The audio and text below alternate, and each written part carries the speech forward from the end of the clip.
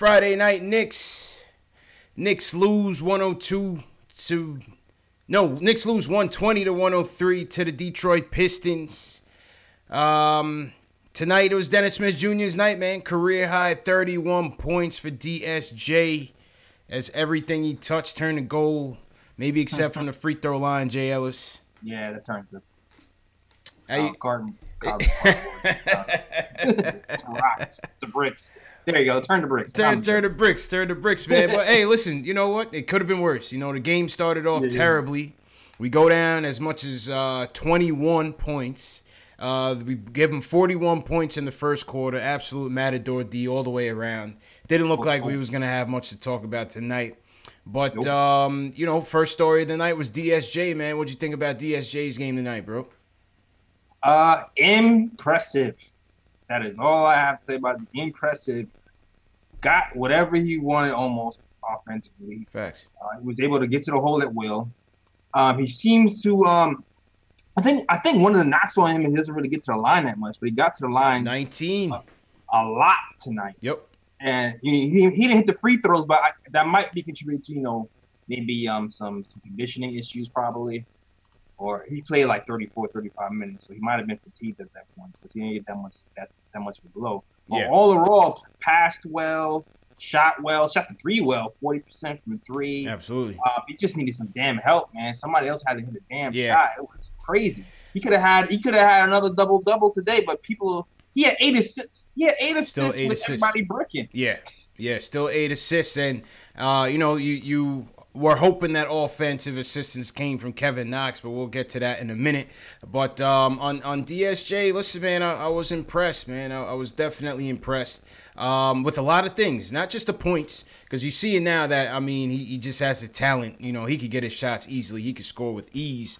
The assist numbers, finished with, what, 8-9 assists? Yeah. 8-9 assists for DSJ. The free throws, 19 free throw attempts. That was impressive. The grit. Something that you don't see on the stat sheet, man. Second game now, you see him go toe-to-toe with a big man and now be fearless about it. You know what I mean? Yeah. He's only, 20 years old. He's going toe-to-toe with Blake. They give him a BS flagrant foul on that one. Crazy. Yeah, crazy call. But, I'm loving that grit, man. You know, this is a point guard town, and you love to see that fight, that pit bull in him, man. Hell yeah, man. You want to see somebody slap somebody sometime. Let's go. You like to see that here in New York. Yeah. You're slapping town over here. Factuals. He brought out the 360, getting his dunk contest practice in. You know what I mean? Mad casual 360 with it. 360 I've ever seen in my life. Well, it's nice, man. He jumped in the passing lane and he took off. We were down by at least 12 points by then, so shout out to him for not caring. That's a fact. Yeah, he's like, I'm going for it. I don't see let's go. 360s in this bitch. 360 after jump. Yeah. Hey, man, listen. The athleticism was there. Fizz talked highly about him in the post game. You know, he likes what he sees out there. You know, how can you not? It was definitely encouraging to see, man. And, you know, he got the bigs involved. He got DeAndre involved in a couple nice lobs. Once him and Mitch get that chemistry, man, forget about it. Oh, it's going to be nice. Forget about it. And that's the next story, man. What brought us back into this game was Money Mitch, man. Talk about Money Mitch's game tonight, man. What'd you see out there? Money Mitch is coming along. I don't know, the tutelage of DeAndre Jordan must be starting to rub off on him because it just seems like the knack for rebounding is starting to come with the game all of a sudden. I'm actually kind of surprised that he didn't play more minutes. I think he only played like 15 minutes or something. Mitch got, let's see what Mitch got. Mitch got 15 minutes for Money Mitch tonight. Money Mitch, 3 block shots in 6 minutes, Jay Ellis. 2 off a jump shot, averaging 2 block shots per game. And he's in rarefied air in that light. I'm gonna bring up this graphic from my guy Knicks Film School. All right. On Money Mitch's accomplishments. He's looking good, man. He's looking good. And shout out everybody in the chat. Friday night Knicks. How's everybody doing out there tonight? Let's see. Mitch joins 2 blocks per game by rookies. And he joins Pau Gasol, Tim Duncan, Michael Stewart, Marcus Camby, Sean Bradley, Chris Webber, Zoe Morning, Shaq, Mutombo, and the Admiral David Robinson since 1989. Yo, every time I hear Sean Bradley's name, I think you ain't an athlete, you Sean Bradley. I can't get it out of my mind. That's a good.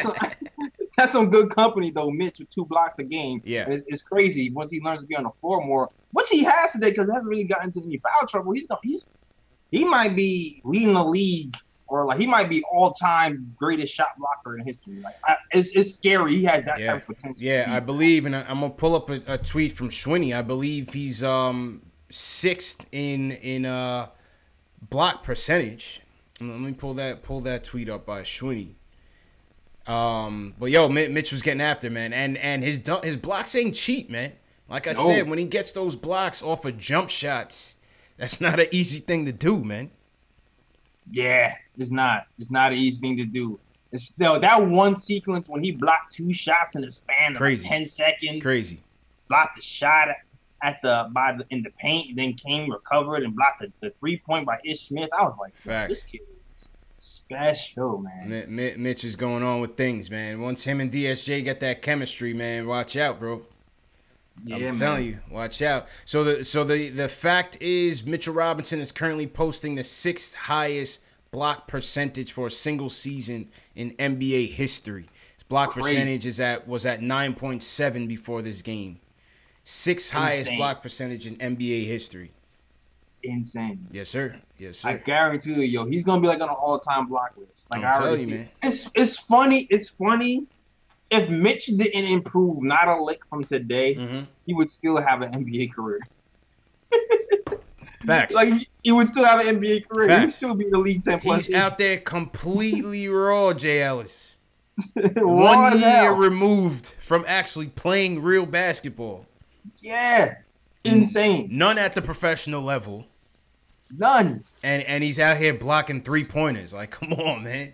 Easy. Come on, man. Teach this kid. I want to see one. I want to see him getting more involved in the pick and roll with DSJ. Yeah, I want to see that too. If he could, I mean, I don't know. This year might be a little ambitious, but just like a turnaround or a little, maybe a little mid-range. We haven't seen him shoot the ball yet. Nah, I think that's the coach. That's on the coach because we've seen tape of him before the season started, and he was shooting 3-pointers and mid-range. But I think the coaching staff doesn't want, for some reason, they don't want him to unleash that yet. But I foresee him doing a little more, adding a wrinkle or two to his game over the summer. It's gonna happen. Yeah, absolutely, man. As they keep working with him. Not a great night for Kevin Knox. Nah. Not a great night for him. Finishes with 7 points, only 2 of 8, from the field. Kind of quiet, hiding in the corner a little bit. Go ahead. Yeah, that's one thing you have to keep an eye on. He only had like 6 shots today. And he played damn near 30 minutes. So yeah, the new offense, the new point guard, finding his spots, finding his niche with DSJ might take the second, but 6 shots is not a lot for Kevin. Sean Shepard hit me on Twitter. He said Mario Hezonja should not be shooting the ball more than Kevin Knox. Should not be shooting the ball more than Kevin Knox. So they asked Fizz, and Fizz say, hey, listen, he's hit a little bump in the road. He ran out of gas. Maybe he hit the rookie wall finally. We are officially 55 games into the season. Right. 55, 54. So, maybe Knox has run out of steam a little bit, man. Maybe he ran out of steam. But also I think, with DSJ here, and the lack of offense, the lack of plays that we run, is kind of just free flowing right now. So I'm still kind of wondering what's up with that. Is there ever going to be a time when it's not free flowing, or is there ever going to be like an actual set play happening? Or facts, I don't know, man. I don't know when that's gonna happen, man. But until then, or until they actually run some sets for him, I think this is what you're gonna see, man. This is what you're gonna see. But he'll get there, man. I think he'll get there. He's just not playing well right now. I hope so. I want to see like a play or two, or extra play or two after All-Star break. That would be nice to see. Facts. Yeah, man. That would be nice to see, man. Other than that, listen. You like the fight. You like that they actually give us a little something to talk about tonight. Yeah. Blake and Andre Drummond was just too much to handle. Andre Drummond again with his 20 and 20. And they playing well. Blake with 26. Man. We just don't have the size. We don't have the size to really compete. We didn't have the size with those guys. Yeah. They gave Vonleh the hook quickly. Oh yeah, 3 minutes. Vonleh. Fizz said Vonleh, it's not your fight tonight, kid. Nah, man. It's not your fight tonight, kid. But yeah. He had a good run in the beginning of the season. I think Vonleh hit the rookie wall, dog. Like he might have, man. Vonleh hit the junior wall. Yeah, man, because he hasn't been hitting jump shots at all. Facts. At all, and he was money in the beginning of the season. I don't know. After the 82-game season, mentally, if you're not ready to play all those minutes, I think you kind of mentally run the gas. Yeah, I mean, he's ready for that break. Only 3 minutes, one personal foul. I think Fizz just wasn't feeling the Vonleh vibes tonight, man. Nah, no vibes. Yeah. Dotson has reclaimed the 2-guard role. 10 finishes with 10 points, 4 of 8 shooting for Dot, 1 or 2 from 3. Okay, he didn't play that much. He only played like 20 minutes. Yeah, 23 minutes for Dot. 23 minutes for Dot. But he finally is freed, so we'll see what he does with those minutes. Who else do we like here? ISO, 7 points, 3 boards, 2 dimes for ISO. Mario pitched in with 8 points, 7 boards, 3 for 11 from the field. That was about it, man. Yeah, it was kind of underwhelming from mostly everybody else. DeAndre Jordan had like a nice statistical game, double. Oh, 14 and 11 for DeAndre and 2 blocks. It was a good game for DeAndre. Yeah. Good game for DeAndre for sure, man. So yeah, I would like to see something. Although the pick and roll defense, man, you think with Enos out, it would have gotten a little bit better. Yeah. I don't know what's up with that. Especially maybe towards the end, DeAndre was just getting a little bit fed up with no help on the roll. I don't know, but something needs to be fixed there, man. Like it's still pretty bad. Yeah, still looking real young and inexperienced on the defensive end, man. Yeah, like there was a few times when I was kind of yelling at DeAndre. I'm like, yo, DeAndre, like help. Then DeAndre left Dennis Smith on an island a few times on the field. And that was some Enos-like defense. I was like, yo, DeAndre, step up. Like DeAndre coasting right now, man. Yeah, you coasting. Like, I know we down, but come on, man. Like, facts. This is why you here. Yeah, right. This is why you here, man. You're supposed to be the teacher here, man. Yeah. So yeah, I mean, listen, they end up tying it up at one point in the third.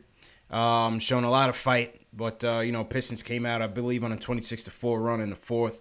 And that was pretty much it. It at one point. You saw Isaiah Hicks make his Knicks debut, JL. So you know it was time to call it quits. Oh, yeah. He came in? He did. I'm sure you'll hear from Cody Emanuel. I'm sure you'll hear from Cody Emanuel on Isaiah Hicks's 3-point performance tonight. All right. Yeah, man. Absolutely, man. But, once again, this is Post-Game Live. CP from the KnicksFanTV. My man Jay Ellis from the Nick of Time show. This is Friday Night Knicks. If you're new to the channel, if you're new to both shows, this is the show for you. This is the home of the diehard Knicks fan, where we talk about Knicks news, Knicks rumors, and post-game live fan discussions featuring live phone calls. And, man, it's a good time. Hit that subscribe button and the notification bell so you don't miss the next one. Shout out to everybody that's been in here early. PSA Hip Hop, what's going on? Knox team, what up? What you got in your chat, Jails? Oh, man, I got G and some hieroglyphics here. Okay. Okay. GC was good. Yeah. What's up? Shaka Cologne was good. 3-0. HB Mac. Yep.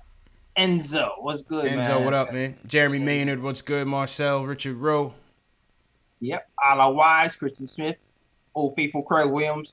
He's like KOT. He holds it down hard for KOT. Craig Williams, right? Yo, Craig Williams holds it down. Okay. Shout out Craig Williams, man. And shout out everybody wherever you guys are watching from. Lily Bird, welcome to the channel, Lily Bird. They just subscribed to the channel. Who's starting us off tonight, JLs? Q. Q is starting us off. He wants to talk about DSJ. He's starting to warm up to him, JLs. How you feeling, Q? Happy Friday, man. Oh, what's good? What's good, fellas? Happy Friday, man. Yes, sir. Hey man, you know I'm a notorious DSJ hater. But he's starting to warm up. Yeah. You know what I mean? I'm starting to. I like his penetration. I like the way he can get to the lane easy, and I think it's because Frank just doesn't do it at all. Yep. You know, so it's refreshing. I was a little afraid because I'm like, Moutier used to do that, but this kid can finish. He finishes. You know, he can finish. Yeah. He can dunk. I like the little dish right into the lane and gives a little nice quick dish. Yeah. You know, to get you know, a shooter involved or even the lob. He's got the lob game. You know, he missed the lob, which was good because he likes it. You know what I mean? So yeah. I like the kid's pedigree. I like his toughness. You know, Blake flopped a little bit. Oh yeah. Blake knew what he was doing. That's a veteran move. Yeah. Blake, he's theatrical, man. Yeah. But man. You know he started his career in Hollywood, man. Yo, Blake is on a mission this year, man. He's back to his prime, back to being that monster, man. Man, when he plays against us, he looked like a super light-skinned Jordan. Man. We can't stop this guy, man. He's unstoppable. They pulled Vonleh quickly, JLs. Yeah, man. They went with the unstoppable the brick wall, Len Thomas. Yeah, actually went with Lance. Vonleh's a little fluffy when it comes to, you know, Blake. I think he's a little afraid of Blake. Yeah. His last game, he wanted no part of Blake Griffin. Facts. You know? And J. Ellis, you're right about DeAndre. I was starting to get frustrated because I was like, hold up, that stuff Canada does. You know, what's wrong with you, DeAndre? Why are you doing that? Yo, step up. But I think I figured it out. DeAndre's he's a tank commander. Because if you watch them, and hey man, I think he's driving one of these tanks, man. Because you could see in certain parts of the game. I've seen him with the Mavericks. You know, I'm forced to watch the Mavericks being down here, and he didn't do those things with the Mavericks. He was trying to win, and so I think Biz whispered in his ear, "Just hey man, let him get a layup here and there. Just relax. You know, just." Be easy with it. And so DeAndre's easy with it. So if I think, you know, and just hearing all the buzz today, something's going on, man. Guys, you guys got to figure it out, man. Because I'm starting to get okay with this tanking and losing. I'm okay with it. As long as they play hard and the kids learn. Knox needs to stop being like a little, you know, pussycat in the corner. Yeah. Get out of the corner, man. He's got to get out the corner, man. He's got to get out the corner. It's like boxing. He's got to get him out the corner, man. Get him out the corner, Fizz. And with KD and everything going on, you know, something's going on, man. I looked at Anthony Davis today. Yeah. He's playing like nothing happened. Well, they booed. I'm hearing that they booing AD out there, man. Huh? Yeah, they booing him, so you know he's gone. AD and so booed, I'm man. starting to think this buzz about KD, Kyrie, and maybe AD might have some validity to it. But at the same time, man, it's the Knicks, man. We never get this stuff, man. We never get these players, man. So I wouldn't be mad if you develop DSJ, you get a first rounder. You know, I hope Zion, because I love the way that kid plays. And I'm okay with that. I'm okay with building and, you know, using our draft picks, getting, you know, veterans that can help out these guys. But I think what's more important, we get somebody to teach Knox how to be a professional. He's got to be aggressive on both ends. They got to get on Knox, man. And just stand in the corner like he's Kyle Korver. You know, he got to get out there and start being the Knox that we enjoy. Yeah. Attacking the rim, getting the ball, doing those things. So hopefully you guys could figure it out because you guys make it work being a Knicks fan. I hope so, man. I hope we bring us some luck, man. I hope we bring us some luck. It's painful down here, man. I'm the laughing stock, man. They laugh at me everywhere I go. Hold it down, Q. Hey, I wear my Knicks hat everywhere, and they laugh at me. So I appreciate what you guys are doing, man. Definitely. I hear you, Q. Appreciate you, man. All right. I wonder if Knox has to get the ball more top of the key sometimes. Yeah, make a move, right? Yeah, to get him loose, because it seemed like in the summer league when he was cooking, he got the ball a little bit more at the top of the key. So I wanted that have to happen, but then you don't want to take the ball out of DSJ's hands either. So when a guy shooting 60%, you don't want to take the ball out of his hands a little too much. Right. True indeed, man. True indeed. I mean, listen, I think Knox just hit a little wall, man. Nah, I think he just hit a little wall. You know what I mean? Paul Quick says he needs a ball in NYC all summer. You know what was interesting? Q had mentioned Frank earlier in his call, and they had an article interviewing Frank, and he was talking about DSJ, and he's like, "Oh, we're friends. I can't wait to play with him." Funnily enough, they asked Fizz about the prospects of Frank and DSJ playing together, and Fizz was kind of like, Fizz said, he goes, "You know what, DSJ, he does his thing, blah blah blah." He said, "Frank, I'm almost tired of trying to find a position for him." He said Frank is just a player right now. And I was telling Jay Ellis, this, you know what I mean? Because, so many people want to plug Frank in as the point guard on this team, but it's not going to happen, man. It's not going to happen.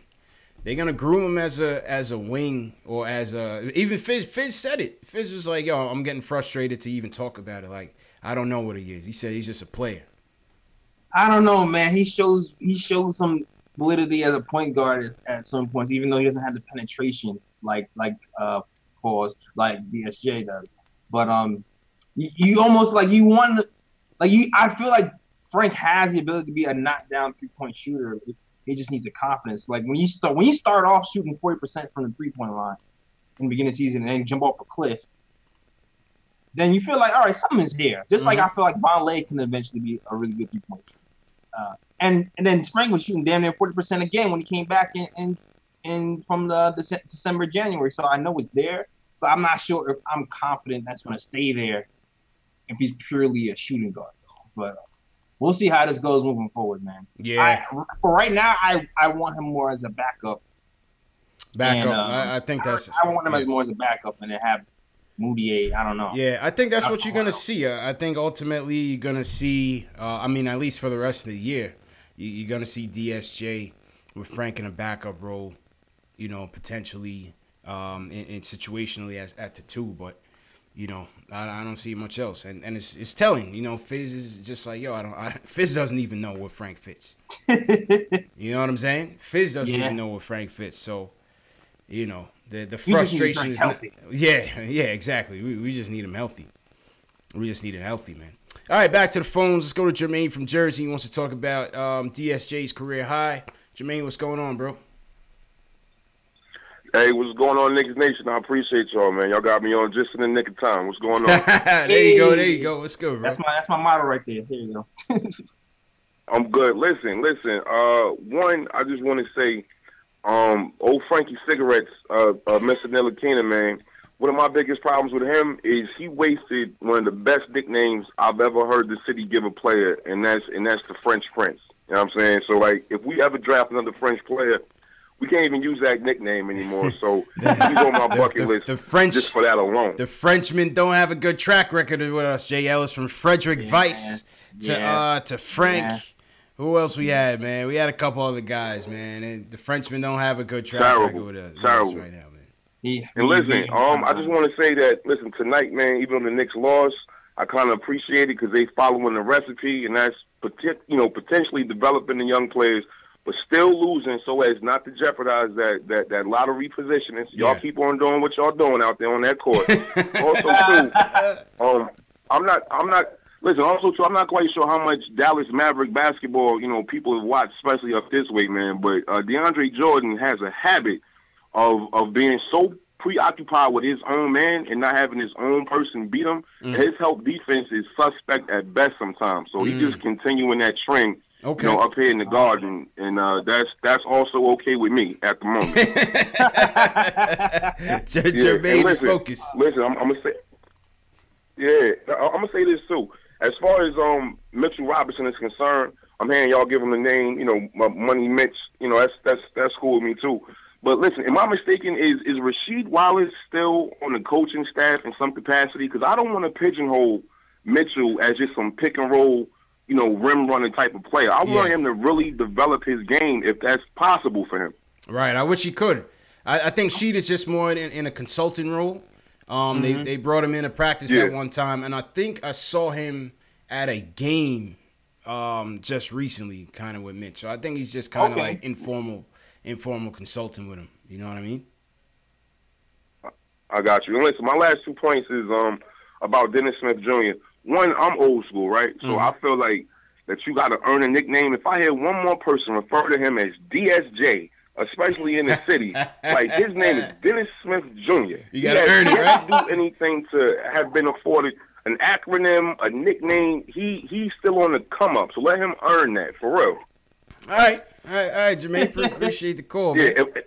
This man he's all about the nicknames. He's all about the nicknames, man. But I don't know, JL. It's because like this nickname is based. Type out, man. Yeah, but like this nickname is based off of his name, though. Yeah, you know what I'm saying? It's not like we call him like the Golden Child or something. You know what I'm saying? I don't know. If he had KP was KP. Right. Kristaps Porzingis just is too long. We gave KP a ton of nicknames though. Yeah, he had 30. He had 30. He didn't deserve it. Now he's just a snake. Yeah. You know what I mean? That name's no good around here. No good around here, JLs. He's just a horse to me. Facts. Unicorns don't exist, man. Just remember that. Just remember that, man. Shout out everybody in the chat. 7 Car Service was good. Nick Dreezy. Esco, what up? Frank Matos, Paul Quick, what's going on? Quiet Money Above the Rim. Hit that thumbs up button for your boys. We got about 400 people, man. JLs. 400 people watching all right. Worldwide. Definitely subscribe to both channels. Subscribe to both channels for sure. The Nick and Tom Show and KnicksFanTV. Yes, sir. Also, tomorrow night we will be giving away a Knicks snapback. All right. Statement Games is back, people. Tomorrow night's prize is this Knicks denim snapback, brand new by New Era. This is what we do. This is not the gas station hat. This is straight from New Era, fresh. All right, good. Okay, I see the stitching. Fresh tags, JLs. This ain't from the gas station, bro. Just making sure, CP, because it was looking funny in the light, but now, it looks good. Nah, man. This is not the gas station flatbacks, JLs. Okay, all right. This is real deal. I can get that at Times Square. Yeah. So we're gonna explain Statement Games once again later on in the show to explain how you guys can win, but it's gonna be for tomorrow night's game. So you're gonna have on tomorrow night's game. To win that hat, man. To win that hat. Yo, my whole chat is protesting.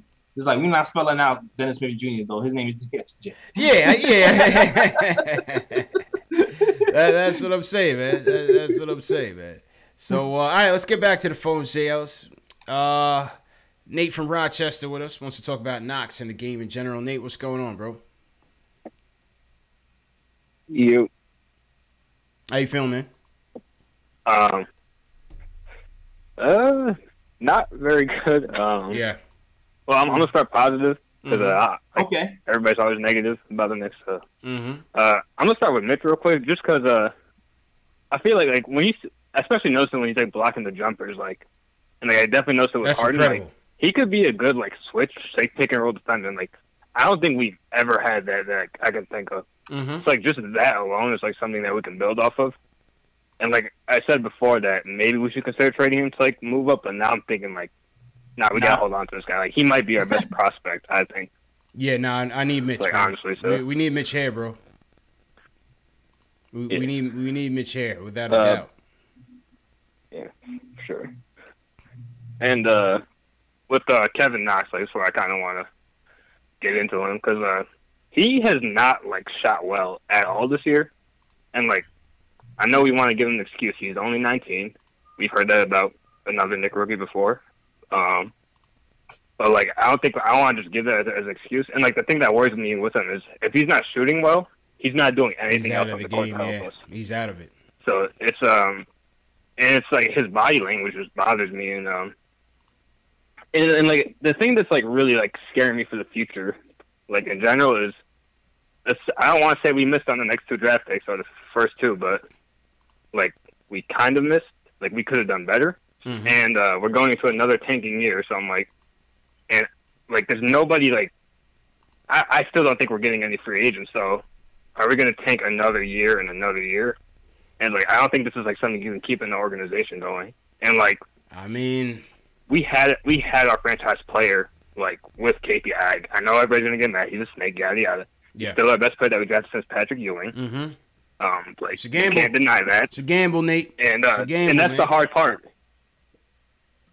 Like, that's the hard part, getting the franchise player. And, like, we're looking for that again. And, like, it bothers me that, like, we're praising this trade that we've done, and it's like nothing's come out of it yet. Like, I still don't trust this front office. They haven't proved anything to me in 20 years. And it's just like, a lot of it's like bothering me. Like, I'm really kind of. What do you got to say? I'm more afraid than what do you got to others, say to him, JLs? Hold on, Nate. JLs has something to say to you, man. Go ahead, JLs. Yeah, I don't know if you can say. Help me out, man. Help me out. Yeah, I don't know if you can say nothing's coming out of it when you just watch the guy get a career high 31 points on his second game. That's kind of weird to say nothing came out of it, and then also have $70 million. But we lost. We lost. Like, you can score points all day, but if we're losing games, it doesn't matter. Like we've had people score points before. Yeah, because he needs help. Look, listen, you switch out Dennis Smith Jr. for KP. KP scores 30 points and we lose. But you was counting KP as the next coming when he does the same thing and it doesn't matter. So I'm saying, like, are you saying that DSJ has shown more than KP? No, I'm not saying that, but I'm just saying, dog. It's I'm just let it right out. We have a guy here who is a point guard who can possibly do something for the future, and we also have $70+ million of cap space and the most flexibility we've had since Don Nelson's ever been here, man. So that you're a little short-sighted with the win today, and we also have a top 5 pick coming in the summer. So to say that it's like all doom and gloom from here on out is kind of short. It ain't all bad, Nate. It ain't all bad, man. We'll be all right. I mean, I know it's not all bad, like, because we had to trade KP. I get that, but, like, the fact that it got to that point is, like, that's what bothers me. And, like, also, like, we have a 48% chance to get the 5th pick, so, like, I know we're getting hyped over Zion, but, like, more likely than not, that's not going to happen. Like, yeah. I'm not counting on it. If you, like, want to. Yeah, it's like Tankathon is not counting on it, man. And appreciate the call, man. Go ahead, it was $70 million in cap space, my friend. Yeah, $70 million in cap space. We got to look ahead, man. All bad. And Mitch, you just said you're happy about Mitchell Robinson. You don't want to trade him, but then we have nothing to talk about. You just said that like a sentence ago. We got to look ahead, man. We got to look ahead. It's a new day, Nate. It's never been about this shit. It's a new day, man. Never been. It's never been a new about day, this. Man. Henry in the chat said Nate got PTSD. He got Knicks PTSD, man. Yeah. Oh man. Like we have. He said he doesn't trust the front office. The front office just pulled off the front office is the best front office we had in years, man. Like so far, so good, man. So far, so good. Like, let these guys cook. You gotta walk by faith, man. You gotta have faith, Nate. Yeah, let these guys cook and let's see what it is. Like, so far, we haven't done anything stupid. Yeah. We've actually gotten 2 first-round picks, cap space, a guy on a rookie contract, and $24 million cap space in one swoop. So, like, give him some rope. Gotta give it to him. What you can do. It's only year 2.5. Right. That's right, man. And listen, who knows what some of these guys can be, man. It's you see Dennis Smith Jr. dropping 31 points like this effortlessly at 20 years old, 20-something years old. Yo, you never know, man. Down the road, you might be like KP who, man. Yeah, he might be like KP. You know? Let's hear from the president of the Frank Ntilikina fan club, JLs. He wants to talk about the game and the lineups. He wants to take Fizz to task. He wants to talk about the lineups going forward. Max from the Bronx. What's good, bro? What's good, guys? How you feeling? CP, what's good, JLS? June. What's going on? Listen, I was impressed with DSJ today. He has to hit his free throws, obviously, but he's like a real version of Moody. Like, Moody, I just couldn't believe. Like, there's something about Moody I just couldn't believe. So, I actually believe DSJ. Like, he could do this, not obviously 31 points every night, but be consistent and score and pass, which is good. But I'm really excited about if we have Smart Fizdale. Honestly, I think the lineup should be this. Because Vonleh has been bad for, I would say, 3 weeks now. Yeah, he's dropped off. He's dropped off. He's been bad. He has like kind of dumb. I still like him, but he does dumb things, Mm-hmm. So when Frank comes back, I think to utilize all the guards, you need DSJ at the 1, Frank at the 2, Dotson at the 3, Knox at the 4, and DeAndre Jordan at the 5. So Knox at the 5. Knox ain't ready for the 4 yet, man. Nah, man, bully. No, but listen. We're trying things because he's got to learn to play both positions, the 3 and the 4, and he has a quickness advantage. Like his handle is trash right now, but if he learns how to have a handle, he's going to be at the rim all day because his first step is kind of, I don't want to say elite, but it's pretty fast. Like he gets by people a lot. Mm-hmm.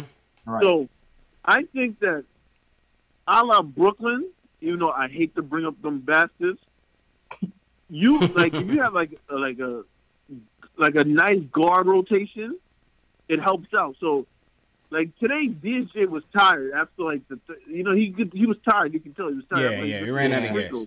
You need someone to handle the ball for him, huh? I don't know, man. Like to me, there's problems with Knox at the 4 still, yo. He was getting bullied so hard when we started him at the 4 in the season. He can't handle it, man. All night. And I honestly feel you need. I understand, but you need to try things because it is a losing season at the end of the day. Yeah. So you got to try different things and learn different things. I know this is going to sound crazy. I actually want to bring back all 3 guards in a way because I think, like, to me, the point guard like Moutier too. I'm telling you, the point guard has become like the quarterback in the NFL. People, oh my God, we need a point guard. Not really. You need a superstar small forward, a superstar shooting guard, superstar big man, more than you need a point guard. So you need what you're saying is you need Golden State. What you're saying is you need the Golden State Warriors. No, I'm saying like look at all like let's go back in history like forget Golden State like Golden State's this year's era and but remember back in the day it used to be about not even back in the day before Golden State it used to be about you need that superstar small forward. To me, small forward like if you got a superstar as the small forward and a superstar as the point guard, I want a superstar small forward that I want a point guard. At the end of the day, a point guard's job is to set up the offense. If they score, cool. If they're a great scorer, cool. But to me, you don't need so many guards. You need people like who can get their shot at the right time and who can do different things, play inside and out. That's what a small forward can do. But you have all these guards and I'm not a point league, point guard guy. Like, I don't love a point guard. It's a point guard league, though, still, man. It's still a point guard league. I mean, it's a point guard league. They get the most attention, but they're not the best players. And we're looking at the top 5 players. Durant is still better than Curry. Even though on the same team, Durant is better than Curry. Yeah. LeBron is, quote-unquote, the number 1 player in the NBA, right? Mm-hmm. Then you have Harden, who's a shooting guard who can pass. Then you have Greek freak. Giannis, who's a small forward, power forward. So if you think about it, the best players are small forwards, shooting guards, and power forwards. So you don't like this love affair with having a superstar point guard. I don't get. All you need because you still need somebody to break down the offense. Defense, though, man. You still need somebody unless you're running like a Spurs type system. That preaches ball movement, and you have 5 guys who have a good IQ. You still need a athletic, aggressive point guard that can keep the defense honest and break it down and move the ball. You know what I'm saying? But yeah, I understand that. But to me, if you had to choose, like, all right. Let me ask you something, CP and J. Ellis. If you have to choose, who's a better player, Kawhi or Kyrie? I know who I think is a better player. Oh, Kawhi from a two-way player standpoint for sure. Yeah, and then Kawhi, you can stop people. Like, at the end of the day, You need a serviceable to good point guard. You don't need I love Dame Lillard. I love all these guys. I love them. But you need a superstar small forward shooting guard or small forward power forward type dude to really win on a consistent basis. I do agree with that. Is a great player. You think? Yeah. I don't think Russell Westbrook is ever going to win a championship. No, but PG's killing, and together they're playing well. You know what I'm saying? But who's the better player now? Paul George. Right. Right now. Out of the two, now. The reason Russell stepped back. Yeah. Russell let him. All right, PG. This is kind of your team. I hear that. The reason why they're so good. I hear that and appreciate the call. I mean, it all depends on how the team is built, JLs. You still need multiple players. You need multiple players who can do it. Like, really, like, I remember when the Bulls were good and Derrick Rose was running amok. And so I do understand kind of what he's saying. Mm-hmm. Because when your team's best player is the point guard and he's the one getting all the points and scoring, like, I feel like it's easier for the defense to key in for the most part and wear that person down. So I do feel like you do need a wing player to kind of help carry the load. Yeah. And take some pressure off. Yeah, of course. Definitely. So I kind of understand what he's saying. It can't be all the point guard. Right. So I kind of understand what he's saying from that perspective. But, yeah. But not to say that we don't need a penetrating point guard, though, because that's also important. Facts. Yeah, facts. It all depends on how you're going to build a team, man. Shout out to everybody in the chat. So this is what I did. I put on slow-mo mode in the chat because I saw the chat. The chat was going crazy. Everybody weighing in, but that's a good thing. It's a good thing. Everybody has opinions. I think Max set off the chat a little bit, so that's a good thing. Get people's energy up. So we're gonna put the slow-mo mode on, see how it works, and go from there, man. But yeah, shout out to everybody in the chat. Hit that thumbs up button for your boys, and definitely subscribe to the channel. Word. All right, JLs, where are we going next? Let's go to your hood, JLs. Let's go to Brooklyn. All right. Just from Brooklyn wants to talk about DSJ and Frank together, playing them together. What's good, Just? Yo, fellas, CP, JLs, what's going on, y'all? Chillin', how you feeling, man? Can't complain, man. But I'm excited about Frank and DSJ playing together. I feel like the last sense of motivation for Frank, now he has a player here that was in the same draft class. They cool, they homies, whatever like that. And I feel that if they would have mixed the lineup, you put Dennis Smith, you know what I mean, DSJ with Dot and Frank, I feel like, you know what I mean, since Knox hit that rookie wall, we should go ahead and swap out Frank in that starting lineup and play him at the 3. You know what I mean? And see how that worked out. How y'all feel about that? Well, go ahead, JLs. You're the second person to suggest that. I mean, yeah. I still feel like I'm more comfortable with him coming off the bench and being a point guard. Facts. But I guess we can see what happens. I know the defense will at least be better. That's for damn sure. Yeah. With Dot, because Dot and Frank together always just seems to work out on the defense end. Right. In general, so. Question. I don't know. But I really want to see if Frank can be a consistent shooter, because now our jump shots are not falling. And that's the question. The question is, offensively, can he fill that role? You know what I'm saying? I mean, both guys aren't shooting well, in particularly right now. But from 3, who would you trust more? I mean, who's got a better 3-point shooting percentage at this moment? I would have to check.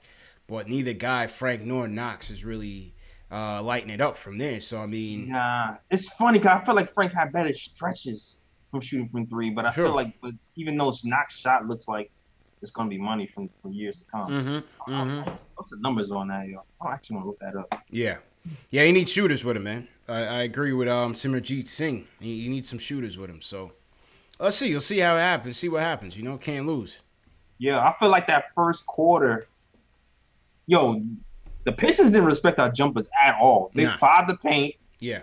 And just dared DSJ to kind of try to penetrate, and they just sagged off and then told somebody else to shoot it. And that whole first quarter, no one was making nothing.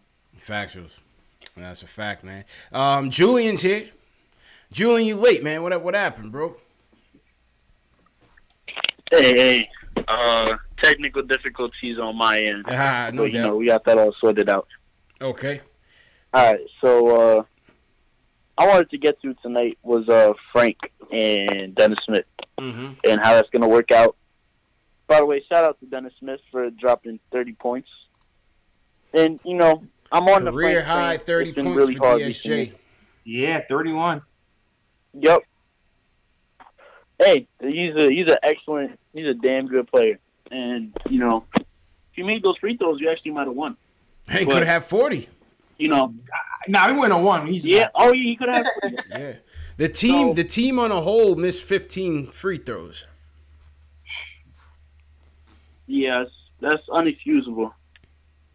You can't do that and be in the NBA and shoot like 65% from the line. That's so bad. That's crazy. And look, obviously we played this team back to back. I don't know what the young guys are doing. Hit a rookie wall, whatever. Knox didn't play so well tonight.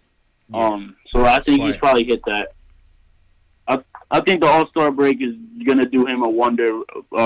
Just like getting away from the game for a while. Yeah, well they got him in the Rising Stars joint, so you got to go down there for the rookie game. Yep. Yeah. And getting some Frank and DSJ backcourt point. I'm so excited. I just can't wait for the All-Star break to be over and to watch like 25 games of what this backcourt could do, or could not do. I just want to find out. Yeah, why not? Why not? Like I said, we got nothing else but time. And you look at it, Frank has never had a real shot in his entire career of just getting a straight run of starting. Straight run. Sure. So let's see what him and Dennis Smith can do. 25 games, no pressure. Let's see what these kids are made of. Because at the end of the day, we're probably going to choose one or the other guy if free agency works out. If it doesn't, we're keeping both of them. But this is a really good talent evaluation process for both of the kids. And, let's see which one does the best. And it's not about comparisons. I hate comparing people on the same team. Yeah, it's a lot of people comparing. Because it's all about the win. If we get the win together, then it doesn't matter who's better. Yeah, it's true. So only problem is we ain't winning. That's the only problem, Julian. And thanks for the call. Only problem is we lost 15 straight games, Jay Ellis. Ouch! 15 straight games, man. Can we get 15? One? I don't know. Let's hope. Get one at least, man. Are we gonna play the Hawks? We might have a shot. I don't know. They might have figured this out though. Hawks, we got washed up by the Hawks last time I was at that game at the Garden. I know, yeah, I know. We beat them the first time. Getting washed up, man. Washed up by the Pistons, bro. Word. It is what it is. Let's go to Kevin in North Carolina is with us. He wants to talk about DSJ and what he brings to the team. Kevin, what's going on, bro? What's up? Y'all hear me? Yep, loud and clear, man. Yeah, man. I want to talk about Dennis Smith a little bit, man. I know everyone's like beating the topic, but I just got to talk about it. I think the thing I like about Dennis Smith are those things that you really can't teach, those intangibles, like the aggressiveness that he has. It's like something I think like a person like Frank might not ever have, which is okay. But it's just those intangibles that I appreciate from watching him. Like, when you watch his game, you could tell he walks with the confidence, like, regardless of what the rest of my teammates are doing out there, I'm going to score. That's something that Frank can learn from him, man, but I don't know. So, it might not be in him. Might not be in him. And the thing is, just watching him, like, I really can't think of a point guard we've had before that puts pressure on the defense. Like, Moutier, he comes in and he hits that little, like, hanging fade he does in the paint. But Dennis Smith, he reminds me of a lesser version of Westbrook with his motor because he's always downhill. And even when he's downhill, he's creating that attention to himself so someone gets open. It's refreshing. Go ahead, JLs. You had a point.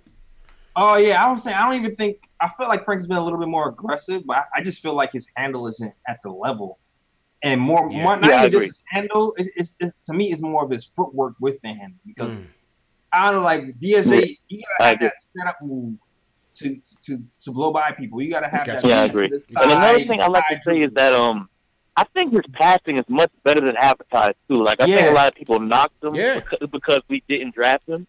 So they're like, he trashed the defense, this, that, and the third. But I think he's a better defender and passer than was advertised.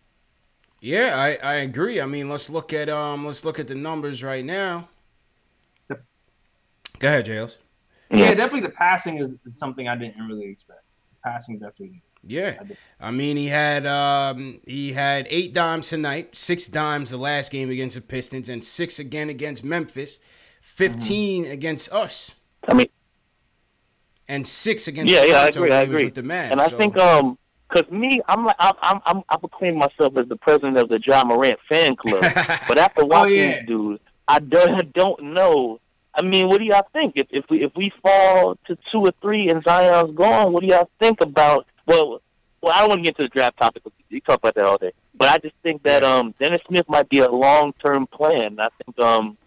I think that might be a real thing because he's better than that. Absolutely, you're gonna have to give him a strong look, JL. I mean, he's on the roster right now. He's playing as well as anything, and it depends on where we are in the draft. Do they love John Morant that much that they would still take him and go the best player available route, or do they go with a Jarrett Culver, a Cam Reddish? Who else is in that range? Darius Garland might be a little bit lower, but we'll see. Yeah, Barrett. Yeah. Well, I don't know. Okay. That's a great question. That's a very valid question because I was I was on the John Morant train too. Facts. With Dennis Smith here, it's like man. Yeah. He's like that's another athletic jump out the building guard. You don't know. I don't know. Absolutely, man. And we're gonna have Spencer, the front office eye, who does a lot of college basketball scouting. We're going to have Spencer on February 23rd. That's a Saturday. That is 2 weeks from tomorrow. Saturday afternoon, we're going to have Spencer. He's going to give us his top 5 prospects, his top 5 big board for the Knicks right now, along with some highlights and breakdowns as well. So we're going to start our draft coverage early this year, Jay Ellis. Looking forward to it, man. Spencer's definitely looking forward to it. He's real sharp, very sharp on Twitter. And, he's going to be coming through and breaking down his top 5 right now. Pre-March Madness top 5 big board. All right. Yeah, man. Let's take a look at the box score, JL. Shout out to everybody watching tonight. Hit that thumbs up button for your boy. Subscribe to the channel, man. Any new watchers out there, give us a hashtag new so we can shout you guys out. Word. Yo, somebody subscribed to my channel. I meant to shout them out, but then I forgot the name. I don't see where you can see it in my. I forgot the name. Somebody did subscribe to your channal a little while ago. Well, thanks. I don't know who it is. Somebody with a C. Thanks for subscribing. Yeah, it was like Corey J or something. Yeah. Factuals, man. Let me just pull up this box score here. Give me a second. Let's see how the chat's looking. Shout out to Timmy J70, Sue and Drew TV. He said I subbed 5 times to Jay Ellis. I love that. Green Eyes says he's new and consistent. Shout out Green Eyes. Locks Maine, what's going on? Gary Miller says Jared Culver been cold lately. That's all right. That's all right. H says RJ's a disappointment waiting to happen. So a lot of people aren't RJ fans. I see Easy Wins says he's the best player, so Easy Wins is on it. Corey Robinson was the guy that subscribed to your channel, JL. So shout out to you, Corey Robinson. Shout out Corey Robinson. Welcome to the program. All right, let me get the the box score up. All right, Knicks fan from Albany. I see you. Knicks fan from Albany. What's going on? Christian Smith. All right. Yeah, John man. Morant. He's a glorified Cameron Payne. Okay. Yeah, man. You should do some good work up in Albany, man. All right, JLs. Let's kick it off, man. Who did you like tonight? Who are your 3 stars? 3 stars of that the might be night. tough. That might be tough, man. The 3rd star was tough. But I think I got mine. I mean, it's still tough because I don't know. Even though, oh man, of course my computer acts up where I can't see all my stats. Computer Clearly, will let you be great. Yeah, it won't let me be great, but so I'm gonna have to go off memory without saying all the stats. But okay, my third star for the night. I don't know. I feel like the coach stopped him tonight. I don't even feel like it was him. But I'm gonna give my third star tonight to Mitch Robinson. Okay. Yeah, I only played 15. Yeah, it was another like first half dominant game. He had a nice little sequence. Yeah, I think he finished with something like 11 points. Mitch finished with 11 and 6, 3 blocks for Mitch tonight. And 3 blocks, and the 3 blocks is pretty good. I liked what I saw from Mitch. Yeah, high motor changed the complexion of the game. Yeah, and helped that second unit give a push in that second big quarter. time. He kept the game respectable, man. Mitch kept the game respectable. Absolutely. Who's your second? Kept second. I guess I'll give it to DeAndre for the double-double. I guess he shot 100% from the field. He led the league in percentage for a minute for a reason. So I'll give it to him. Even though I did not really like his defense in that fourth quarter. Yeah. I don't know if it was frustration or what. But double-double. And the number one is pretty damn obvious. Yeah, obvious. Yeah. Obvious number one, DSJ, man. Yeah. I agree with you. DSJ, career high. Only thing that stopped him, I think, was probably fatigue. Yeah. And his free throws. But if he had more shooters around him, he would have had a double-double. I think he probably would have had like 15 assists tonight. If people just made their jump shots. True. So yeah, that's my dude. True indeed, man. Who I'm going with? I'm gonna go with Mitch third. And once again, 11 and 6. 3 block shots in 6 minutes, JLs, including 2 jumpers. Impressive as they come. Only 15 minutes. You want to see a little bit more. Like to see him get that lob involved a little bit more from the point guards. What I liked, there was one play with Mitch that I liked. It was, he set the screen for Dennis Smith Jr., rolled to the hoop, and Dennis Smith Jr. dumped it down to him. And he had his defender, like, run up right on him. And Mitch was, like, real patient. Caught the ball, took one bounce, turned around, and put it in. So he showed some real good patience and some nice touch around the rim with that one. So that was a nice play by Mitch. So I give Mitch my third. My second, I give it to DeAndre. I'll give DeAndre second star. Double-double on the night, 2 blocks.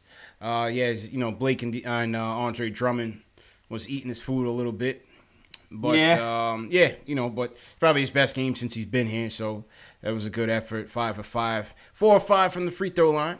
You know what I mean? Can't understate that. And, of course, number one, DSJ, man. 31 points, 8 dimes, 2 steals, JLs, 4 turnovers. Not too crazy. 2 of 5 from three-point line. Free throws, obviously, he could have had 40 if he would have hit him. Damn near 40. Yeah, 9 and 15 for the night in 34 minutes. He's a dog. We need dogs, man. He's a dog, Jay Ellis. Yeah, he's gonna be a problem. He start hitting that 3-pointer consistently, then he's a dog. It's a wrap. It's a wrap. Dog. And you heard him. He was on the post game. He was talking about being down about the trade, being down and out about the trade, and how DeAndre Jordan was kind of coming to his aid and kind of telling him to kind of shrug it off, move forward. And just make the best of his opportunity right now. So he said, he wants to compete out there. He doesn't like to lose, but obviously, he wants to compete out there for his teammates. So that was cool. Cool. DSJ's a dog, man. So those are my 3. I'm giving DSJ an 8 tonight. I think this was an 8-worthy performance. You know what I'm saying? I would say the same. Yeah, career high. Fairly decent team, 3rd in the Central, and they lost. I give him an 8. I give him an 8, pretty damn high for a loss. Yeah, I'm giving him an 8 too. Yeah, I'm definitely I give him an 8. I would give DeAndre. I'd probably give DeAndre maybe a 6.5 for the lackluster defense. Yeah, I was gonna give him a 6.8. Yeah, and I would give Mitch. I'd probably give Mitch a 6 as well. Give Mitch a 6 as well, man. I give Mitch a 6.8 as well because I still feel like I don't know, it's more playing time than really him per se. So I'll give him 6.8 as well. Absolutely. Dotson, Hazonia. I'd probably give maybe a 6 from Mario. 8.7 boards. Only 3 from 11 from the field. I give him like 5.5, 6. Yeah, it was funny. I actually kind of liked his defense for a stretch in the first half. Yeah. Anyway, he was kind of scrappy out there. I actually liked how he was kind of competing, even though he was getting torched a little bit. I just like the fight that I saw from him. Yeah. But I agree with you. The shooting wasn't good, so yeah. Yeah. And Dotson, I would give about a 5.5, 6 as well. I'll give Dotson about 10 points, 2 assists, 2 boards. Yeah.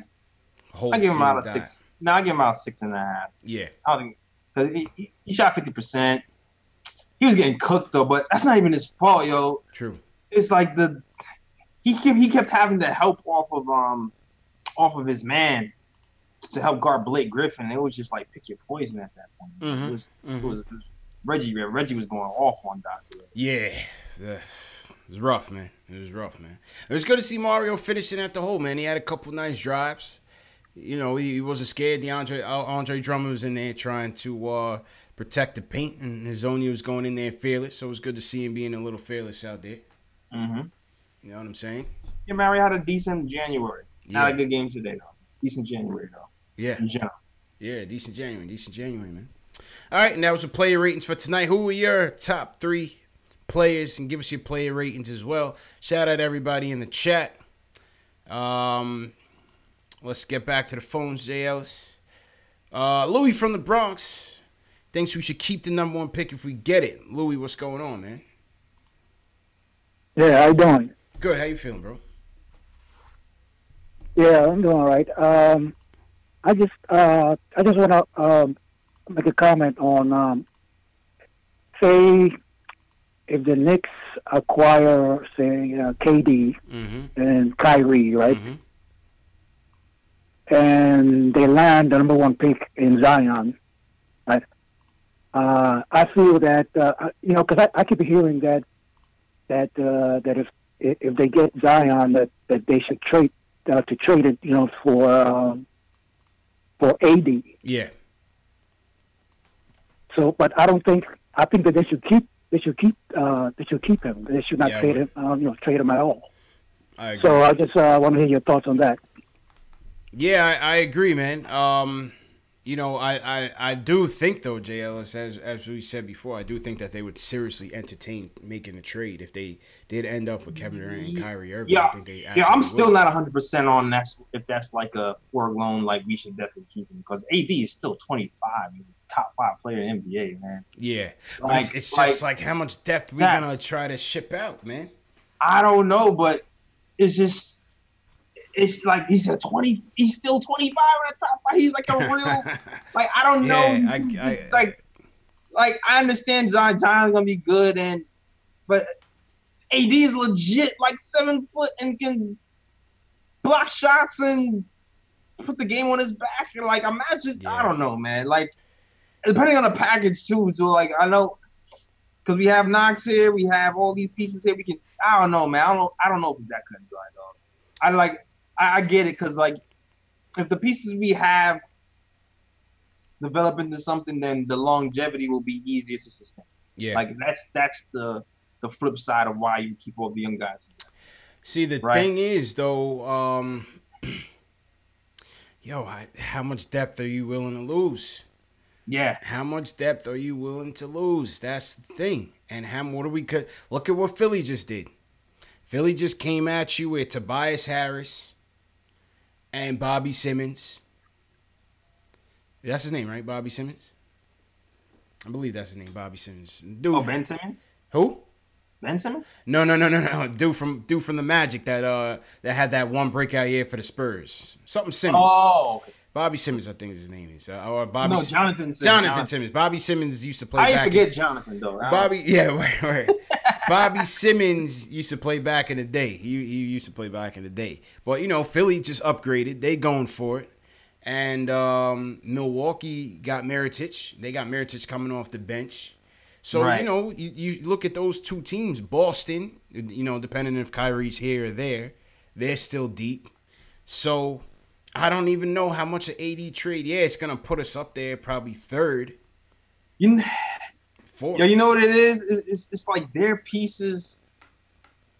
It's a little more of a gamble for us. Like, their pieces were a little more ahead of the curve when they were drafted, right? Ben Simmons and Embiid, they were a little bit more ahead of the curve. Like, our guys need more burn. They're stars. let's just put it point blank period. Yeah. Joel Embiid and Ben Simmons. It's a little bit different. Are stars. They are all stars. It's a little bit different. They are like, all stars. If the 76ers called and said they wanted to trade Ben Simmons for Anthony Davis, they probably won't need as many assets. You know what I'm saying? Yeah, that's all facts. All facts. Because, like, it's not really that much of a huge difference between the two of them. Yeah. For us, you're going to need to put in that pick. Probably Knox. Probably Mitch. I'm not trying to do that, man. I'm not trying to do that, bro. Exactly. But it's like, what if you have a DSJ, AD with KD? That means you have a power forward, at least a power forward point guard thing going for the rest, you know, for 10 plus years. Right. And then you have the rest of the cap space to get some nice role play. Facts. I don't know. We was talking about this last night. We were saying, what if you still get, okay, let's say this, Jales. If you still get Kyrie and you still get KD, right? That's your dream scenario. That's your perfect off season. What if you said, let's not spend all the assets and the flexibility on AD, but let's keep the pick, especially if it's number one, keep the pick, but then maybe trade a smaller package and try to get Bradley Beal. What do you think about that? Bradley Beal? I actually like Bradley Beal. Because with the Wizards where they at right now, I mean, they in John Wall purgatory right now. They in John Wall hell. They're trying to get out of there. Everybody must go. Except for John Wall. Bradley Beal trying to leave yet? Because I know it's going to be next season, I'm guessing. Well, he won't be a free agent. You would have to trade for him. Of course. Yeah, he's making a pretty penny right now. But, you know, as a third option, and that'll cost you cheaper, you can still keep your depth, right? It might not cost you a Mitch. It might cost you a Knox, a Frank, the 2021 first-round pick. I don't know. I'm just throwing numbers out there. I'm acting like a GM. I have no idea what the I have no idea what the price is for Bradley Beal. But what I'm saying is it's gonna be less than Anthony Davis. You know what I'm saying? I feel you. I understand, but still, man. Even if we don't get Kyrie, like today showed me something with Dennis Smith Jr. Like Anthony Davis, man, he's gonna be good for a long time. A long time. Yeah. This is not everybody keeps saying Carmelo. This guy's 25 and he plays both sides of the ball. And I've seen him take over a game. I've seen him do it to the Knicks. I've seen him take over a game by himself. I hear you 100%. So I'm not doubting AD's strengths. No way would I do that. No way would I do that. Of course. We can't get Brooklyn and give four first. Can't do it. Can't. That price is too steep for him, man. We can't get Brooklyn to give the 4 first rounders. And here's the thing now. If Danny Ainge is gonna be willing to part with Tatum or Jaylen Brown, they already won. You know what I'm saying? Because they could give up less. I'd be happy. I want the Celtics to give up Tatum. That would be amazing. Yeah. That would be amazing. That's best case scenario. Best case scenario to me is Celtics getting him and then him walking. That's best case. That'll be hilarious. Yeah. I that mean, would be amazing. Would they take that gamble to try to keep Kyrie? I don't know. It seems like it because you already heard that the Pelicans kind of wanted the handshake deal early. give us a promise. Give us a promise. Tatum's in the package. Can't make it up. And they replied, nothing. No one's off the table. That was the reply. Can't make it up, man. Trade him to the Celtics, and we wait in a year. I'll take that. Come to us. Just walk to us. I'll do that. Yeah. Well, yeah, listen, man. But yo, Bradley Beal, Tommy Beer says, and we're gonna have Tommy Beer on March 9th, JLs. All right. It's Biggie Smalls' birthday. So we're gonna salute Biggie Smalls and talk basketball with Tommy Beer on Saturday, March 9th. I believe that's after a Knicks-Sixers game, I believe. So Tommy Beer is gonna be joining us. Looking forward to that. But yeah, he brought it up earlier. We also brought it up last night. He says he signed through 2021. It does not have a player option for that final season. Hey, that might not be a bad deal, bro. I feel you. The way I'm looking at Dennis Smith Jr. is like, yo, if we do an AD and a small forward, we might be all right. And then we can have depth coming down even if we trade a bunch of people. We might have some depth with the money we have left over. We only have one star and AD and I don't know. Hey, something to think about, man. Something to think about. Man. What do you guys think in the chat about a potential going for Bradley Beal as a third? If your dream scenario happens, you get some of you might not be a dream scenario, but if a dream scenario happens for this Knicks front office where we get Kyrie, get KD, instead of going for Anthony Davis, do you say maybe offer a cheaper package and get Bradley Beal in here as your third option? And Christian Smith saying trading away your future for a 1-year rental. AD is not a 1-year rental. He is on record for saying that he would sign the long-term deal with the Knicks and the Lakers. And as a matter of fact, Knicks are on equal footing with the Lakers. So that is not a rental buy. Yeah. I wouldn't think it. I wouldn't see it as the Celtics would be gambling. Facts.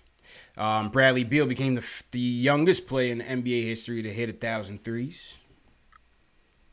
Good for him. Yeah, Bradley Beal is nice. Bradley Beal is nice, man. As third option, let's go. I'm open to Bradley Beal. Factuals. Everything feels through. Factuals, man. Let's go back to the phones. John from New Jersey wants to talk about upcoming free agency. John, what's good, bro? Hey, what's going on, fellas? How you doing, bro?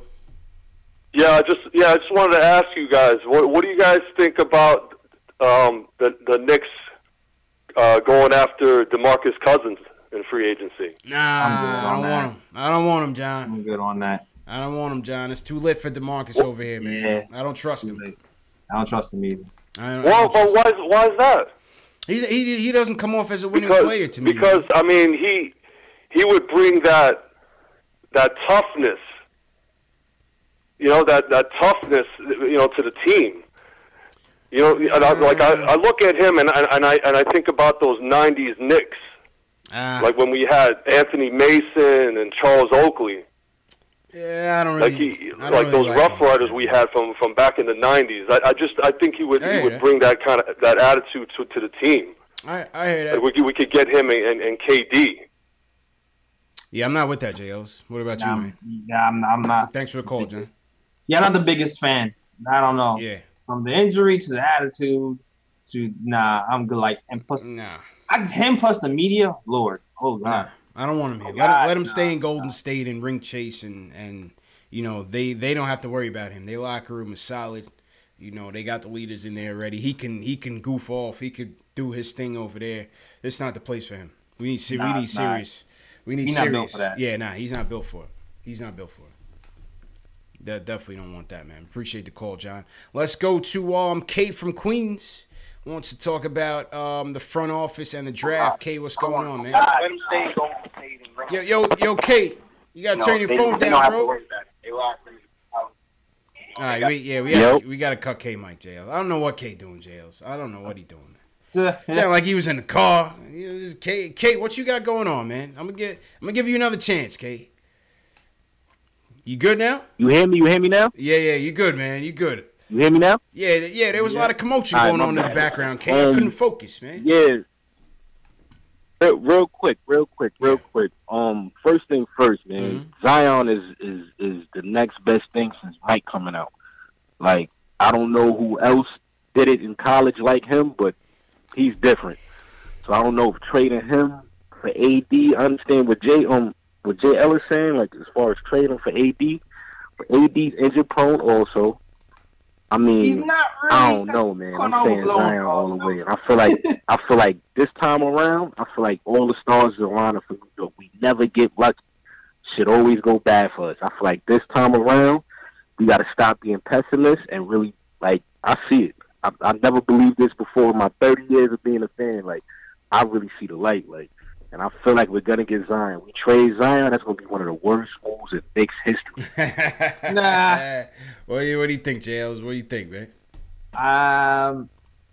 Like I said before, man. Yeah, he's first of all, for AD. it's AD. He's all for AD. He's all for AD. But my thing is, if KD and Kyrie there, man, like, it's not going to be but so much losing, man. And that's good for Zion also, if they both, if it's possible. I really believe Kyrie's going to come, but like, how many games Kyrie played over 70? How many seasons Kyrie played over 70 games? Maybe 3 out of his 8. So he's dangerous also to Definitely with, like, dangerous. the injury prone. Nah, I feel you. I don't know though, man, but I'm going for Zion. Okay, go ahead, JLs. I kind of feel like let's see what happens with the DSJ. If he's performing like this, then maybe the need for a point guard. What y'all feel about Kyrie and his injury, then we though, can man? go for like, unless we gonna sit him down all season and wait for the playoffs. It's a big risk. I'm always worried about that, man. I'm always worried about that. I'm a little scared of Kyrie, man. I'm gonna be honest. Like, I'm really shook up of him. Like, I really feel like the safe player to really go with as far as a point guard might be Kemba. Even though Kyrie is box office, like, Kyrie the type of player, like, you gotta sit down all season and you know he's gonna put on in the playoffs. Sure. But like, if he's not playing in the season, shit, we might not make it to the playoffs. And so it's like starting to log a lot of miles. It's like a pros and cons with Kyrie and KD. I don't know, man. I don't know. Yo, it's Anthony Davis injury. But I feel like the stars in the lineup for us, and next year we're gonna be shit. There's gonna be something to talk about. Okay, appreciate the call, Kate. All right. Is Anthony Davis injury history overhyped? Is his injury history overhyped? I don't think it's overhyped, but he does get some nagging injuries, man. He gets the nagging injuries. Like, he had 1 year when he was pretty bad, but then he's played like around 70 games. Yeah. Well, let's check it out. We're gonna check it out right now. So this is Kyrie's numbers. This is Kyrie's player numbers. Shout out to everybody in the chat. Definitely hit that thumbs up button for you boys. Support the show. All right, JLs, let's look at Kyrie's numbers here. He's played over 70 games out of 8 seasons. He's played over 70 games 3 times. I'm talking about AD. Yeah, I know. We're gonna get to AD because Kate was talking about Kyrie first. Okay. So out of 8 seasons, he's played over 70 games 3 times. 2013-14, he played 71. 2014-15, played 75. 2016-17, he played 72. Rest of the time, he's played about 50-60. He's played about 50-60 on average. So, all right. You know. Yeah, that's pretty low. Yeah. All right, let's look up Anthony Davis. Which is not as bad, I'm sure. Yeah, I don't think it's that. That's what I'm saying. I think he had that. Yeah, I think he had a really bad season where he missed most of the season. Mm-hmm. But I think the other seasons following it, there were kind of more knick-knack injuries where he missed like 10 games. Facts. Let's go to AD now. 1, 2, 3, 4, 5, 6. This is 7th season for AD. And he's played over 60 games in all of them. And he's hit over 70 last year and the year before. So 2 out of the 7 years, he's played over 70 games. Yeah, so I mean, not bad. It's not as bad as He doesn't get like the long-term injuries. He gets like the ticky-tack joints. Yeah, he gets the ticky-tack joints. You know what I mean? Like he's out right now with his fingers messed up or something like that. Yeah. Exactly. And you really want to stay away from knees back. You know what I'm saying? Right. Knees back is good. And it's a good sign the last two seasons he played 75. Facts. Yeah. Exactly. Yeah. It'll be all right, man. I ain't worried about that. Yeah. Nah, I hear you, man. I hear you. All right, let's go to, let's see who else we got on the phones here. Ron from Queens is with us. JLC wants to talk about says the Knicks will not get a star free agent this summer. Ron is here to burst everybody's bubble and say pump your brakes. Ron, what's good, bro? Hello? Hey, what's going on, guys? Yep. First time caller. I want to say that love the show. I watch it all the time. Appreciate it. I work so much I don't get a chance to watch Knicks games, so I just watch you guys to keep up with the Knicks games. Okay, appreciate it, man. Glad we could be a resource, man. Yeah, man. All right, yeah, absolutely. I don't think that the Knicks will be able to, get any of the marquee free agents this summer. I think that the Knicks, what they should do, they should invest in the young players they have. Go through the draft, and that's how they should build this team. They should build superstars. And it's funny, I was just reading an article on ESPN that Danny Ainge, he thinks that they actually have a good chance to re-sign Kyrie. Yeah. So Durant's not coming here. I don't think Durant's coming here. Kyrie, I don't think he's coming here. AD, I think he's going to go to L.A. Yeah, I think he's going to go to L.A., but I just wanted to know what you guys think. To me, it's like paying off, getting out of debt. When you get out of debt, you got to be responsible. Right, That's jumping right what back the into Knicks it, right? are. I know they have a lot of... they have a lot of resources this whole season. I think they should, be responsible and don't just give any marquee free agent, tons of money, because like it's been said, this is the first time they've been in such a good position, so don't waste it. I just want to know what you guys think on that, and I appreciate you guys taking my call. Appreciate it, Ron, and appreciate the support, man. Once again, glad we could be a resource for you. You want to take this first, JLs? Yeah, I'm gonna say Danny Ainge has to say that. Yeah, I think he's trying to take a shot at us, like don't get gassed. Exactly, he has to say that. I'm still Thanos in this bitch. Word, he gotta say, like, Kyrie said out of his own mouth that he has to do his best for his own career. He said that himself out of his own mouth. Not through some paper third source on camera. Out of his own mouth. So I don't care what the hell Danny Ainge just said. He gotta say that, man. Whatever. That has no credence to me. And as far as KD coming here, listen, man, I wasn't a believer. You see me on this program say I wasn't a believer for mad long. After that trade happened, I have thrown that out the window.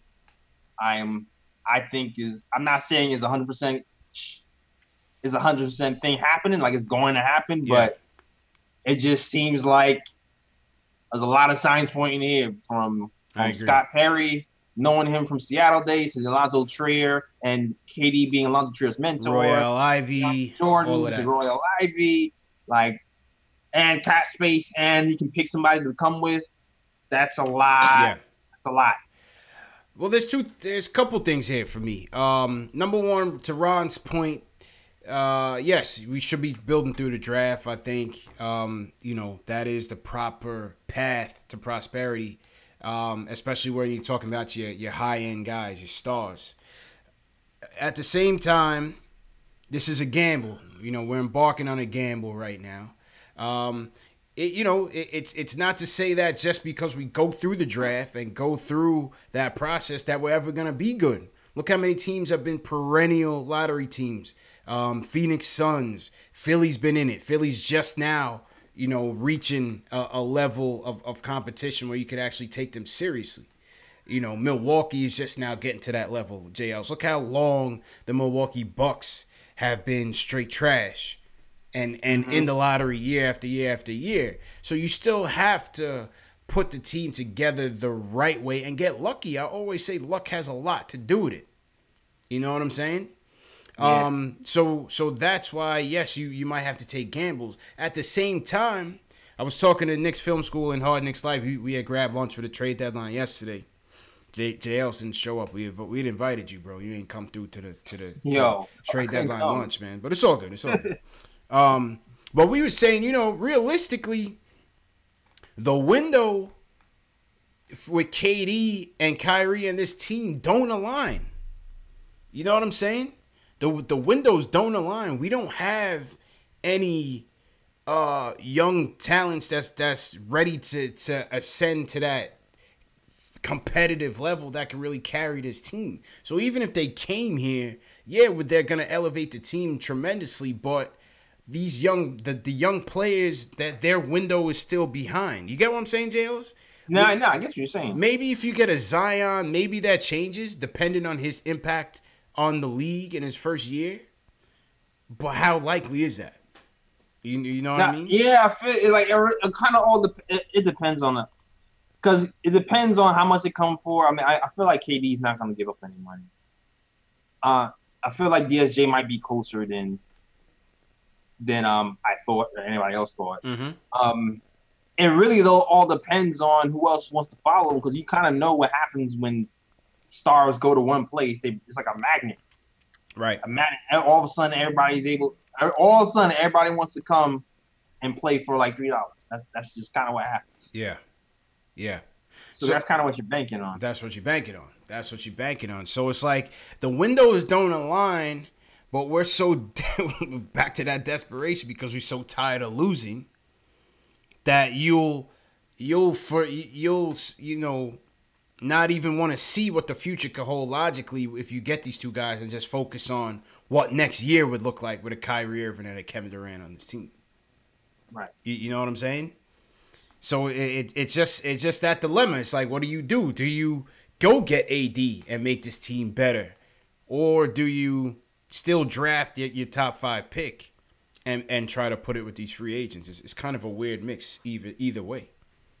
Yeah. It's a weird mix either way, man.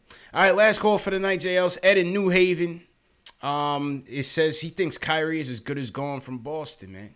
And JL's just throw up your statement games if you get a chance. Let's just run through statement games as well. All right, Ed, what you think about this Kyrie situation, man? Oh, he's gone from Boston, man. You think he's out of there? Well, what's your rationale for that, man? What are you thinking? Do you have any guys in Boston? I got a couple of reasons why I think so. Okay. Well, Anthony Davis is definitely not going to Boston. All right.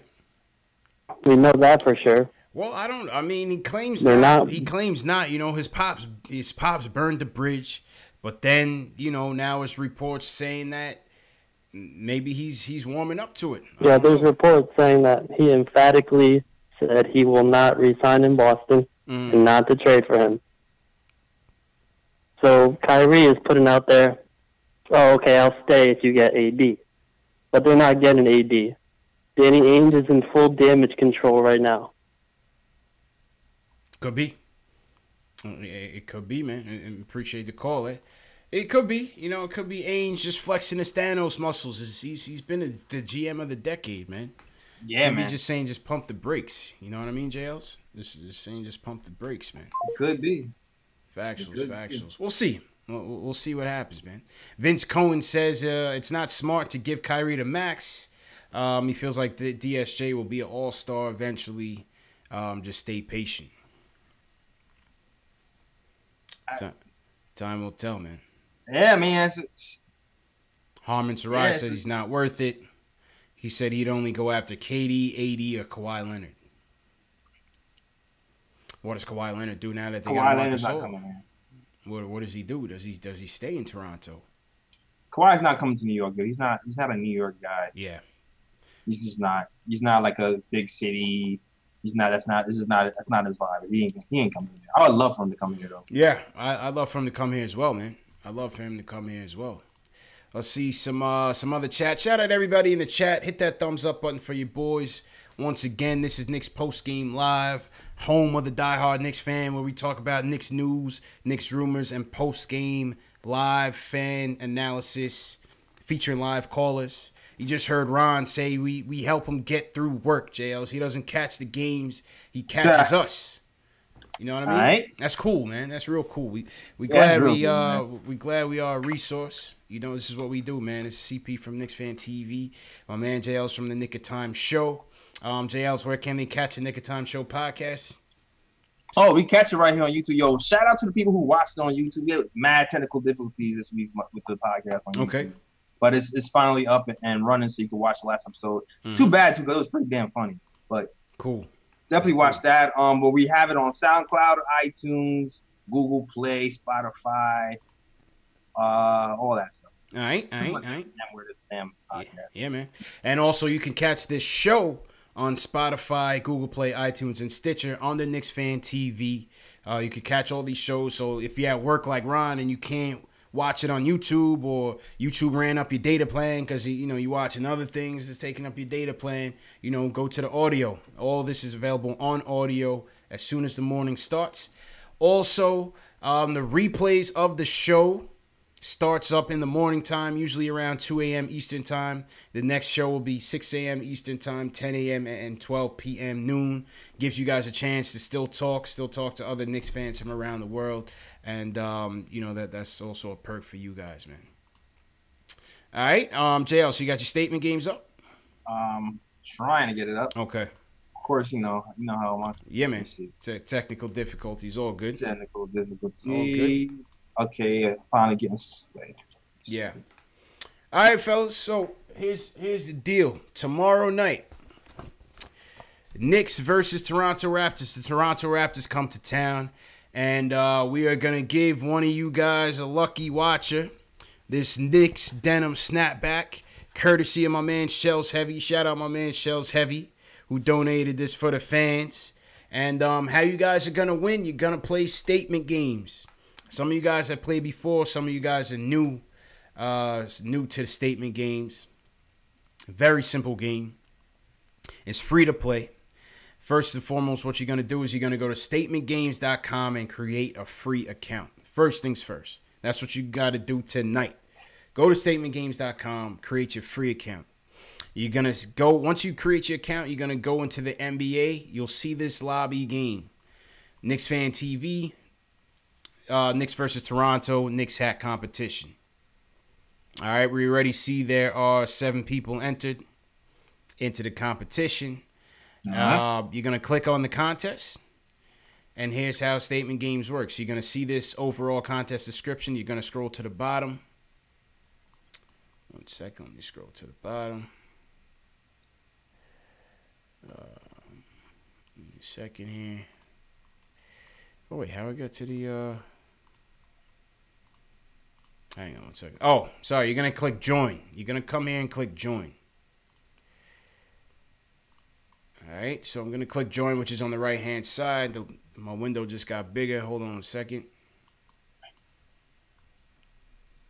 Shout out to Nick from Statement Games. I don't see him on here today. But let me just pull up the window. Shout out to T. Williams. I don't know if T. Williams still in the chat, but T. Williams he's a Statement Games OG.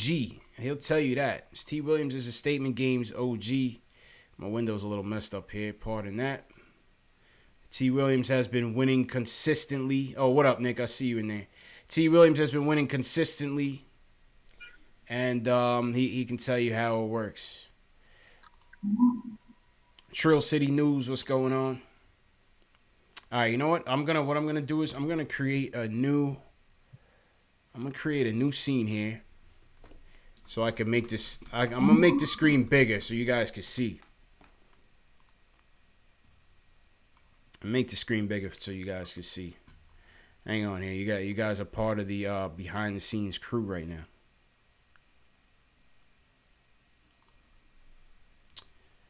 All right, let's see.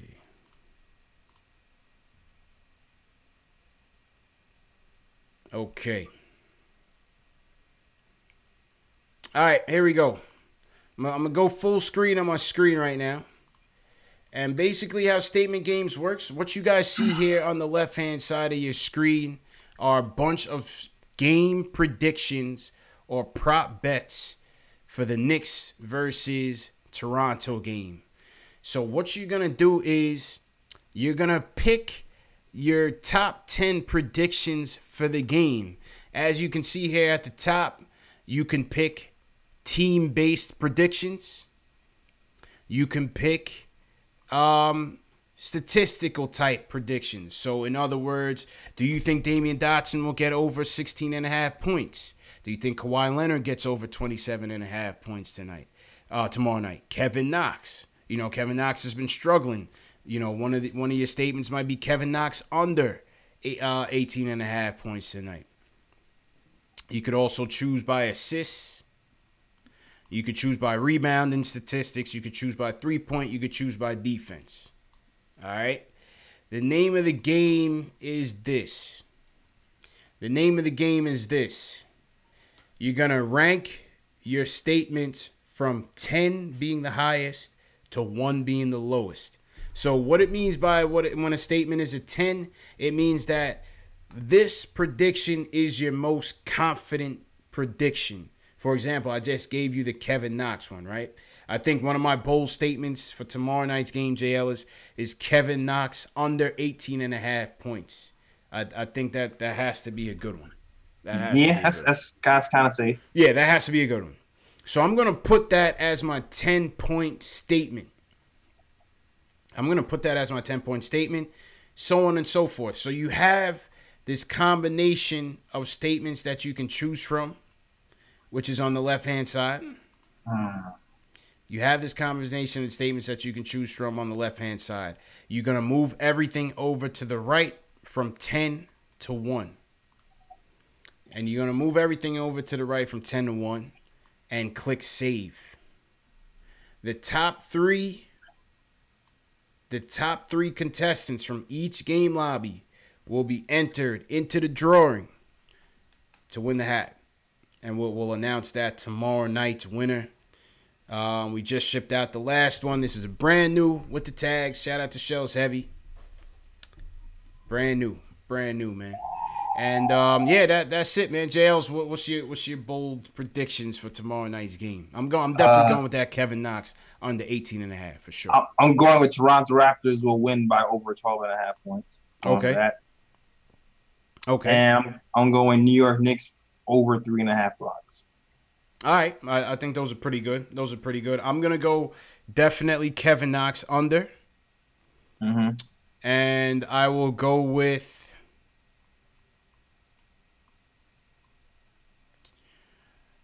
let's see.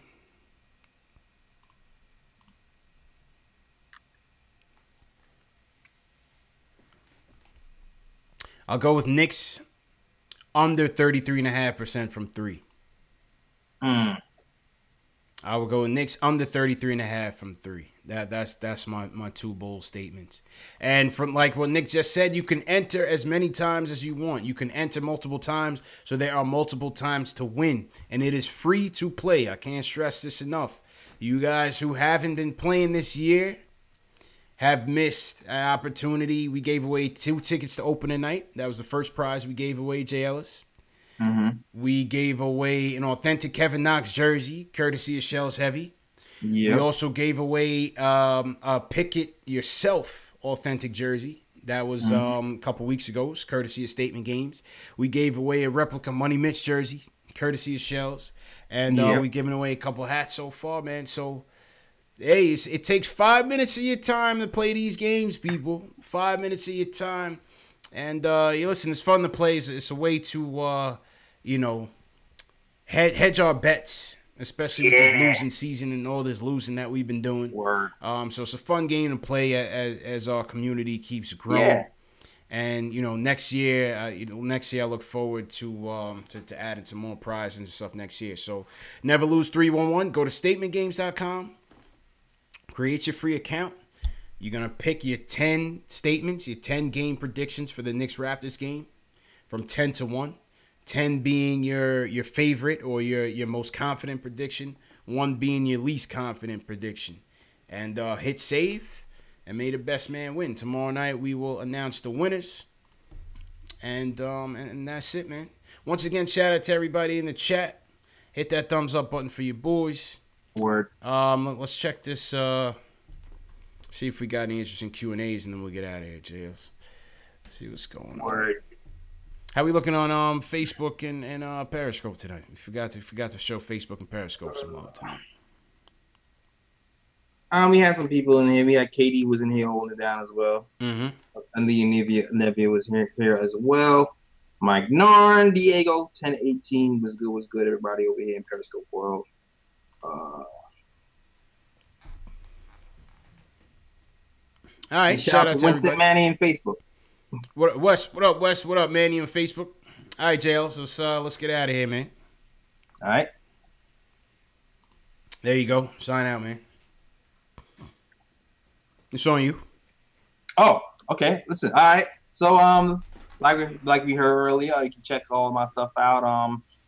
YouTube.com/The Nick of Time Show if you want to see our last installment of the Nick of Time Show. Pretty funny with my peoples, Ryan, and Sean and Kathy. Technical difficulties this last show, but definitely catch that. You go and the link is in the description for our SoundCloud and iTunes and all that stuff, and merch too. Also have some pretty dope merch. Shout out to Alex who got the Frank shirt. It's coming to your way to Ireland. It's coming. So you get a Frank shirt, you get a Fizz shirt, you get a Knox shirt, and more shirts coming when I have the time to make them. And that is it, man. Back to you, sir. CP. Appreciate you, JLs. Appreciate you guys. All our loyal subscribers, all our new viewers. Once again, man, this is what we do every night. We talk Knicks. Not every night, every game night. Every game night we talk Knicks, Knicks news, Knicks rumors, and cover the games. Knicks lose tonight, 120-103. Dennis Smith Jr. with a career high 31 points. Replay of the show will start up at about 1:30 a.m. Eastern, 6 a.m., 10 a.m., and then 12:30 p.m. Eastern time. So you guys can catch up. Podcast form, also available Spotify, Google Play, iTunes, Twitch as well. Follow me on Facebook, Instagram, Twitter. Always there, always talking Knicks. And like I said, we got a couple good guests coming up. We got Spencer from Front Office Eye coming up February 23rd. We got Tommy Beard coming up on March 9th. So we got a couple other surprise guests coming through around that time as well, man. So appreciate you guys for watching. Max, appreciate you. Shells, appreciate it. Paul Quick, thanks again for coming through. Gage, Knox team, Nick Reyes, appreciate you. Alan Campo Verde, what's good, man? Stafford Don, bless up, Stafford. Who you got, JLs? Oh, man, we got Rich Rowe was good. Giancarlo. Giancarlo City. From Switzerland, man. Trill City News, what's good? I've never seen you here before. What's going on, Trill City, man? what's good, man? Lily Bird, appreciate it, man. Word. 3-0, what up? I think Enzo was hanging out with me today, so shout out to Enzo. Kirk Williams, always a staple. Okay. Appreciate you, my guy. And yeah, man. Shout out to everybody holding out to Christian Smith. Yep. Knicks fan from Albany. What's good? Keith Sinclair, appreciate it as well, man. Once again, tomorrow night statement games. This is Knicks Denim Snapback. Could be yours. Go to statementgames.com. Sign up for your free account. Pick your 10 statements. Real easy. You have until tip-off to get all your statements in. So you have until 7:30 to get your statements in. TM, make sure you play statement games.